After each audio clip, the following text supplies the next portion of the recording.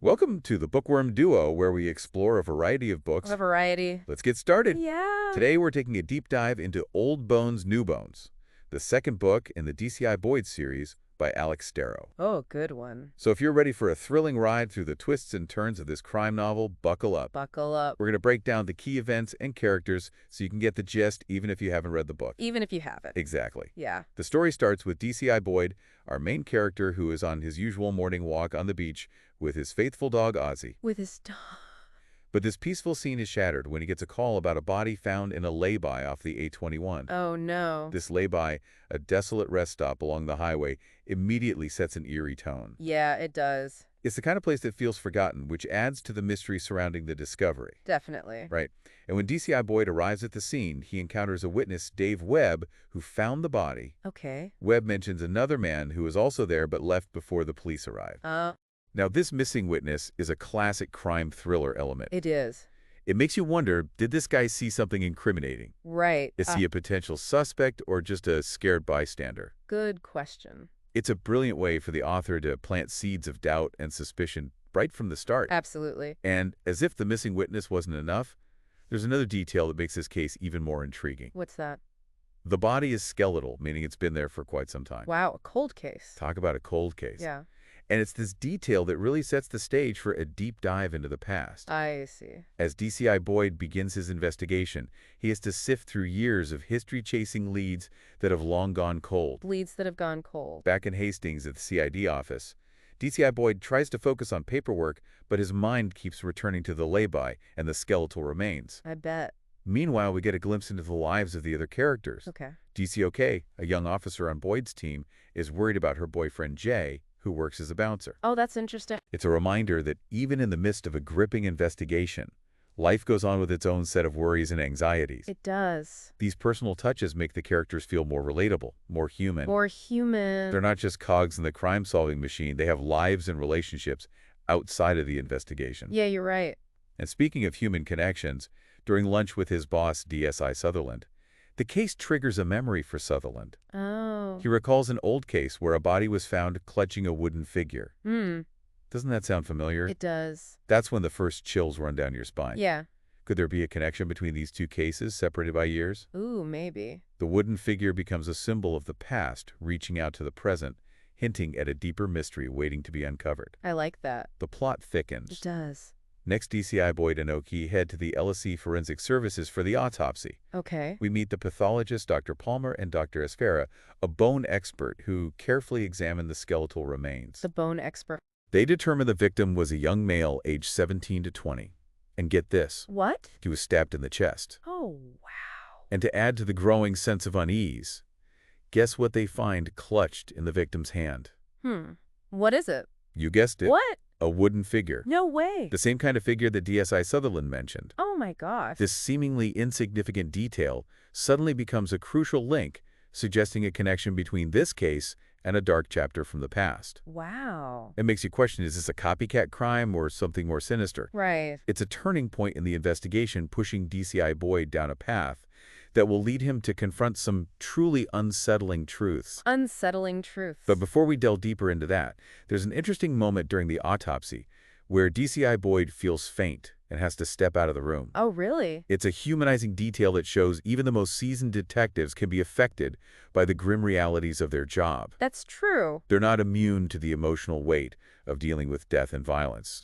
It's a subtle reminder that behind the badges and procedures, there's still human beings. Definitely. As DCI Boyd and OK drive back from the autopsy, their conversation takes a nostalgic turn. Okay. They reminisce about the 90s, talking about things like Cool Britannia and Furbies. Oh, fun. It's a brief but heartwarming moment that highlights their camaraderie and reminds us that even amidst darkness, there's always room for a bit of lightheartedness. A little lightheartedness. It's a clever way for the author to give us a break from the intensity of the investigation and let us breathe before plunging back into the depths of the mystery. Yeah. Back at the station, fueled by the unsettling findings of the autopsy and Sutherland's recollection, DCI Boyd dives deep into research. Research. He uncovers a potential link to a notorious serial killer from the past dubbed the Ken Doll Killer, Leon Martin. Oh, wow. This is where the story takes its quick turn. Uh-oh. Martin was known for posing his victims like dolls and taking photographs. Oh, gosh. This disturbing MO adds a chilling layer to the story, making it clear that DCI Boyd isn't just dealing with a simple murder case. Yeah, that's creepy. It sends shivers down your spine just thinking about it. I know. And the story gets even more complicated because Martin supposedly committed suicide years ago by jumping off a cliff in North Wales after one of his victims escaped. What?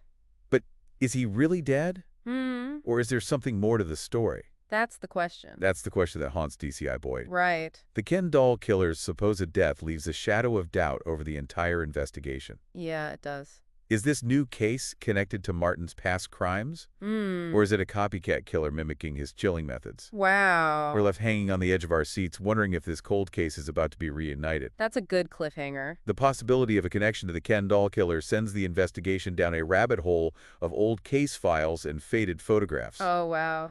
It's Yeah. like trying to piece together a puzzle where some of the pieces are missing and others have been distorted by time. That's a good analogy. Amidst all of this, DCI Boyd is trying to juggle his personal life. Okay. He has a daughter, Emma, and she has a new boyfriend, Daniel. Uh-huh. He even shares the story of the Ken doll killer with them during dinner. Oh, my.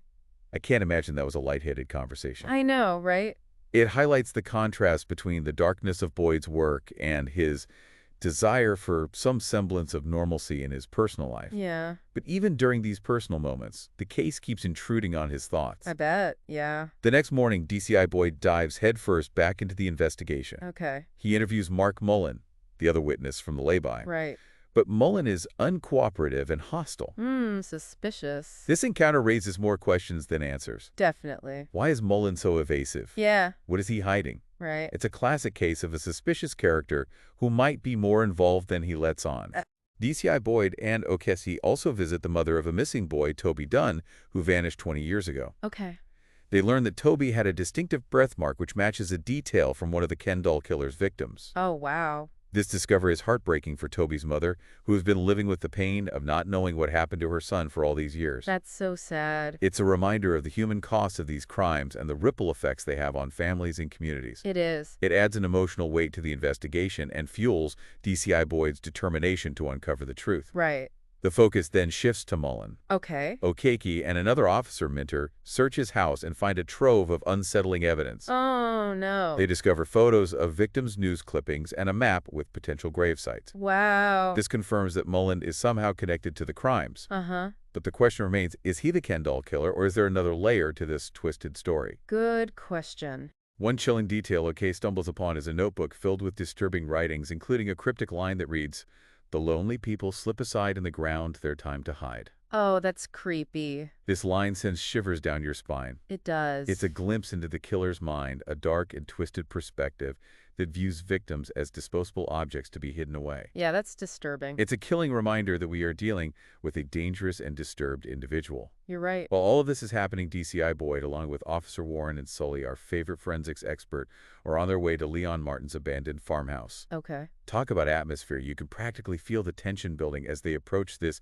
dilapidated and isolated location. I bet.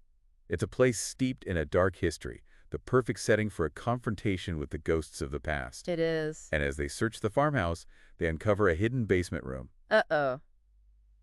And you won't believe who they find there. Who is it? It turns out there's a young man held captive in the basement. Oh, no. And just when you think things can't get any crazier, Christy Clark appears the same victim who supposedly escaped from the Ken doll killer years ago. What? This is a shocking twist that completely upends everything we thought we knew about the case. Wow. The victim they thought was dead is alive, and he's back.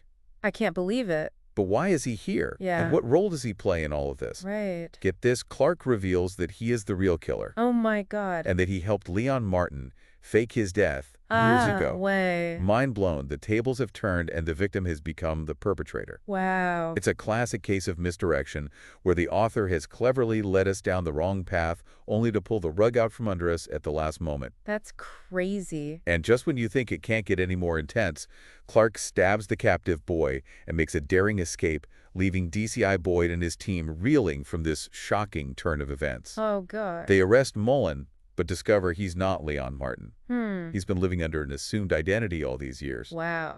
This adds another layer of complexity to the case. Definitely. We realize we've been chasing a phantom, a figment of Clark's twisted game. Oh, wow.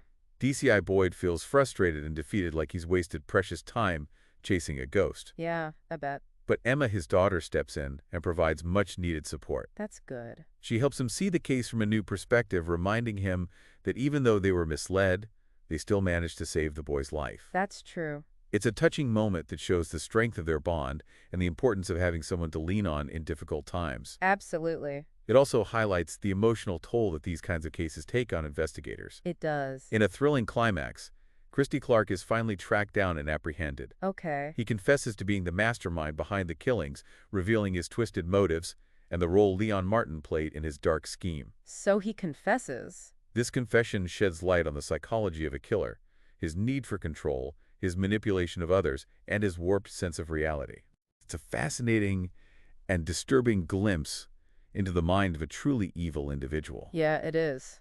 The investigation culminates in a press conference where DCI Boyd addresses the media frenzy surrounding the case. Okay. He's faced with a difficult decision: should he tell Mike Grattan, the original investigator on the Leon Martin case, the truth about Clark? Oh, that's a tough one. This ethical dilemma adds another layer of complexity to the story. It does. Would knowing the truth bring Grattan closure, or would it only reopen old wounds? Right. It's a question that weighs heavily on DCI Boyd and leaves us pondering the lasting impact of trauma and the complexities of justice. That's deep. The book leaves us with a lot to think about. It does. The case is closed, but the scars remain. Yeah. It's a reminder that even when justice is served, the victims and those involved in the investigation are forever changed by the experience. That's powerful. Yeah. Old bones, new bones. It isn't just a straightforward whodunit. Right. It's a story that delves into the complexities of human nature, Mm-hmm. the enduring impact of trauma, and the difficult choices we face when confronting the darkness within ourselves and others. Definitely. The book challenges us to think about the nature of good and evil, Yeah. and the fine line that separates them. That's true. It also raises questions about the role of fate and choice in shaping our lives. Hmm.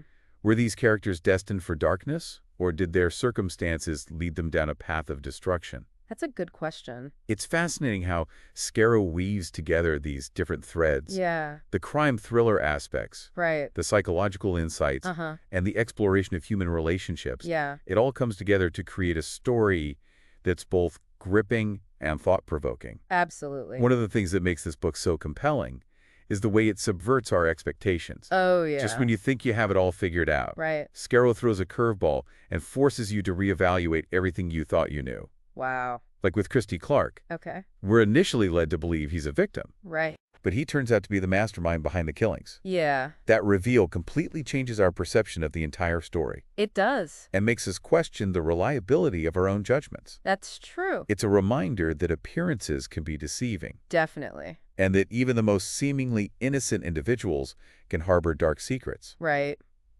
And then there's Leon Martin, the so-called Ken doll killer. Uh-huh.